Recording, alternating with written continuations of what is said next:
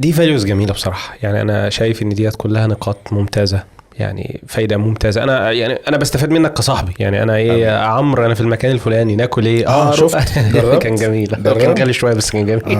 بص ولما كنا مع بعض يوم تاني كان رائع، كان رائع، كان رائع. يعني ده انا كفايده شخصيه من صاحبي ممتازه. بس خلينا اكون صادق معاك، يعني خليك تتجرد انت تماما من الموضوع. موضوع الاكل عامه وصل لمرحله مؤذيه حقيقي، يعني وصل لمرحله مؤذيه جدا جدا. يعني سواء الناس ادركت ده او لم تدركه. يعني انا بشوف نماذج لا يعني فيها تطرف جامد. واحد مثلا بياكل خروف، واحد بياكل يعني وجبه كبيره جدا جدا، واحد بياكل حاجات غاليه جدا ويوريها للناس، ويعني يبالغ في وصفها للدرجه تخلي الناس نفسها فيها. بس انت عمرك ما هتاكل حاجه زي دي. لا الايه الكريمه ولا تمدن عينيك لما متعنا به ازواجا منهم زهره الحياه، اللي هو يعني فكره اساسا انك بتفتح عينيك على حاجه بتشتهيها وانت اصلا مش قادر توصل لها، بيبقى شعور مؤذي جدا جدا. يعني